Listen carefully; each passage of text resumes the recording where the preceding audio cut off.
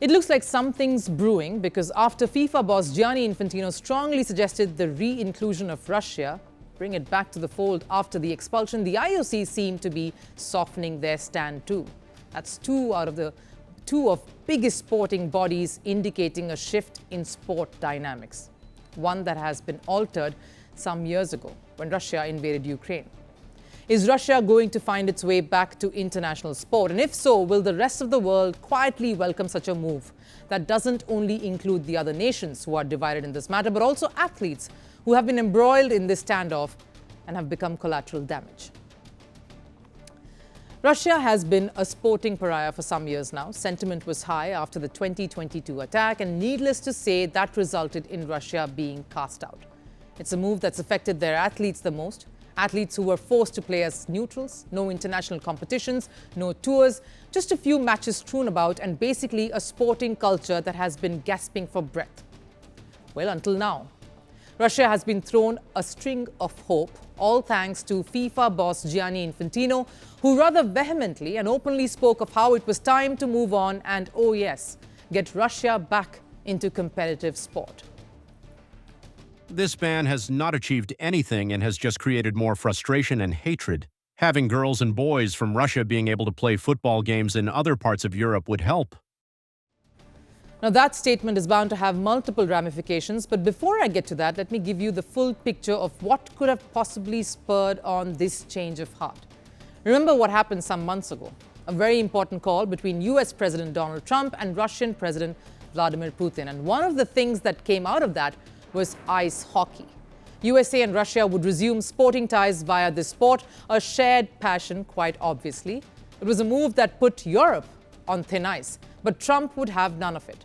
A parallel story of romance that has been brewing is one between these two gentlemen on your screen, Trump and, of course, FIFA chief Infantino.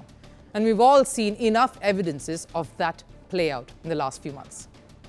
Mr. President, this is your prize, this is your Peace Prize, medal for you that you can wear right now. Okay, let me hold. Fantastic. Excellent. This is the certificate. It's yours.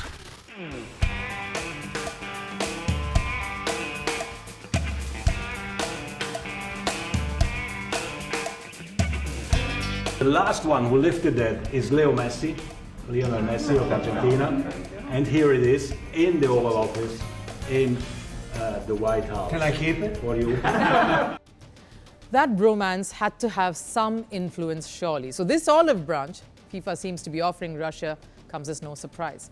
If Europe seethed at the ice hockey development, Ukraine is bristling at FIFA's latest suggestion. Gianni Infantino's words sound irresponsible, not to say infantile. War is a crime, not politics. As long as Russians continue killing Ukrainians, their flag and national symbols have no place among people who respect values such as justice, integrity, and fair play. That is strong language, but clearly that reaction doesn't seem to be gaining much ground because things have only gotten a little more intense. Because just a day after FIFA's bold show of renewed commitment towards Russia's sporting interests came IOC's subtle hint. We are a sports organization, and that means keeping sport a neutral ground, a place where every athlete can compete freely. It is what allows the Olympic Games to remain a place of inspiration, where the athletes of the world can come together and showcase the best of our humanity. There is, of course, no direct reference here. There is no open promise like Infantino made, but the message is clear enough. Sport can't be influenced by political wars, and that ought to give us all some indication of what we can expect come the next Olympics, which happens to be in Los Angeles. But are these authorities denouncing one crucial factor here? What do the athletes feel about all this? Athletes who were forced to toe the line of their governments when the war began are still reeling from it all, still carry the repercussions and the anger that has spilled from the war. Now look at what happened just last week, in fact. Belarusian Arina Sabalenka played Ukrainian Elena Svitolina in a Grand Slam semi-final, and there was no handshake after the match. That's what ground reality is, and a decision like this has implications among its athletes and other countries who are equally invested in this situation. How will the head of a governing sports body or like the FIFA or IOC be able to navigate all of that?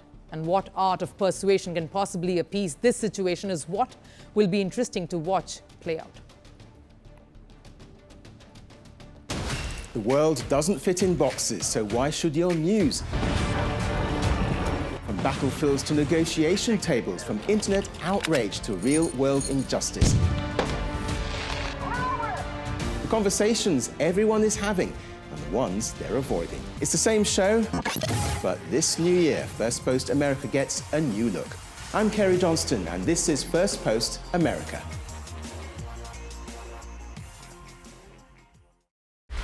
Want the facts? The latest developments? News that gets straight to the point. Well, we've got all three just for you. This is Firstpost Live, a brand new show, your window into what really matters. Don't miss it.